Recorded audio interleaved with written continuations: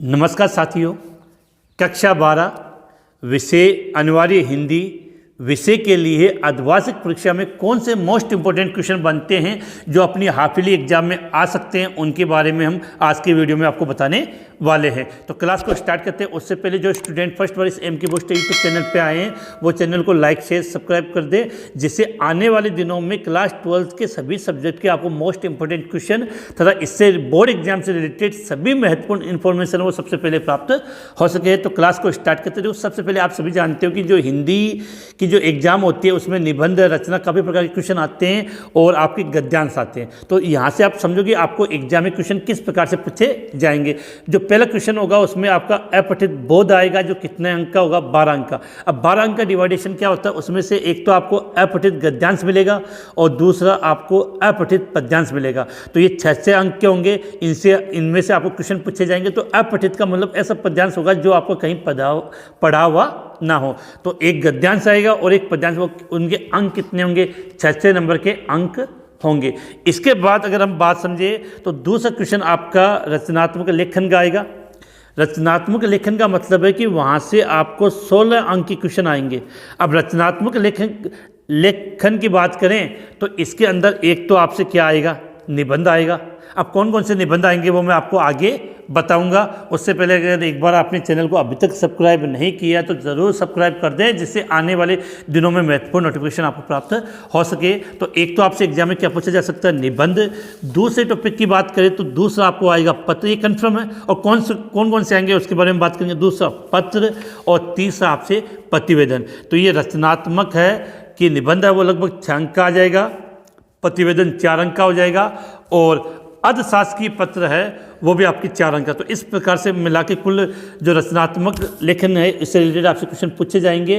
अब हम आगे बात करते हैं कि कौन कौन से क्वेश्चन है, निबंध में क्या आएगा, प्रतिवेदन में क्या पूछा जा सकता है, या अगर आगे बात करें तो पत्र के रूप में आपको कौन से पत्र लिखने के लिए एग्जाम में आ सकता है।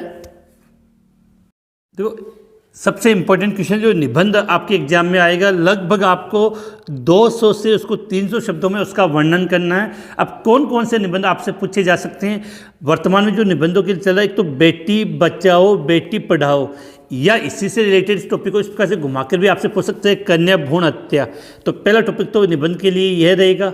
दूसरा टॉपिक पर्यावरण प्रदूषण। तीसरा स्त्री शिक्षा का महत्व। चौथा मोबाइल फ़ोन का उपयोग और दुष्परिणाम। 5वां स्वच्छ भारत अभियान। तीसरा आज़ादी का अमृत महोत्सव।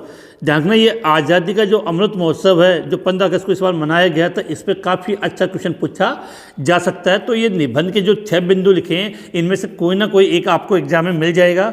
बेटी बचाओ बेटी पढ़ाओ अर्थात कन्या भ्रूण हत्या, पर्यावरण प्रदूषण, स्त्री शिक्षा का महत्व, मोबाइल फ़ोन का उपयोग व दुष्परिणाम, स्वच्छ भारत अभियान और आज़ादी का अमृत महोत्सव। ये जो 6 टॉपिक मैंने दिए इनमें से एक टॉपिक आपको एग्जाम में ज़रूर मिल जाएगा।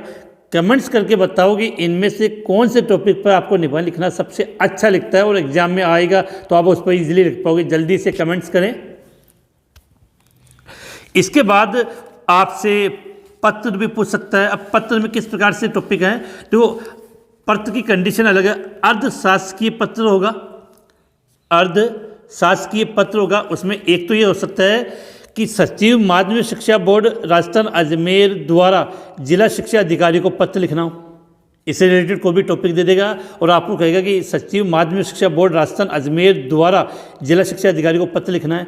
दूसरा शिकायती पत्र हो सकता है, जैसे ग्राम सचिव द्वारा जिलाधीश को मतलब जिला कलेक्टर को, ग्राम द्वारा सचिव को, विद्यार्थियों द्वारा बिजली बोर्ड को कि हाफ ईयरली एग्जाम या वार्षिक एग्जाम चल रही है और बिजली कटौती से उनकी पढ़ाई डिस्टर्ब हो रही है, विद्यार्थियों द्वारा प्रधानाचार्य को किसी भी टॉपिक पर, या विद्यार्थियों द्वारा जिला शिक्षा अधिकारी को।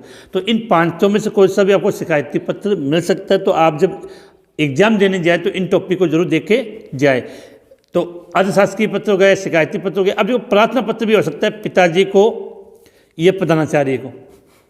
प्रार्थना पत्र में आपको किसके रूप में लिख सकते हैं, पिताजी को और प्रधानाचार्य को। तो जब आप इनको प्रार्थना पत्र वाला जो टॉपिक देखें तो इन बिंदुओं वाले से रिलेटेड जो एप्लीकेशन है, जो पत्र है, वो उनको जरूर देखें। इसके बाद एक प्रतिवेदन का भी क्वेश्चन आता है।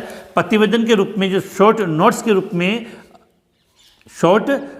रूप में आपको वो इनसे पूछ सकता है। वार्षिक उत्सव, 15 अगस्त, 26 जनवरी, बाल दिवस। आपको पता है ना कि अभी अपने वर्तमान विद्यालयों में शनिवार को हम नो बैग डे मनाते हैं, तो उसी के रूप में एक बाल दिवस का प्रोग्राम हो जाए या करियर डे। तो ये जो 5 पॉइंट है, इनके आयोजन संबंधी आपको प्रतिवेदन तैयार करने के लिए कहा जा सकता है। तो ये क्लास 10th के जो मोस्ट इम्पोर्टेंट क्वेश्चन थे जो हिंदी की एग्जाम में आपसे पूछे जा सकते हैं, वो मैंने आपको यहाँ पे बता दिया। और उम्मीद है कि आप इनको अच्छी तरह से याद करके जाओगे, जिससे आपकी हिंदी की एग्जाम में अच्छे अंक प्राप्त हो सके। वीडियो कैसा लगा कमेंट्स करके ज़रूर बताइए। काफ़ी मेहनत से आपके लिए वीडियो बनाया गया है, तो कमेंट्स करके ज़रूर बताइए वीडियो में क्या आपको अच्छा लगा। और इन टॉपिक को पढ़ें, और आपका हिंदी का पेपर कैसा होता है, पेपर देखकर आने के बाद कमेंट्स करके आप ज़रूर बताइए। इसी के साथ हम आज के इस वीडियो को यहीं समाप्त करते हैं। जय हिंद, जय भारत।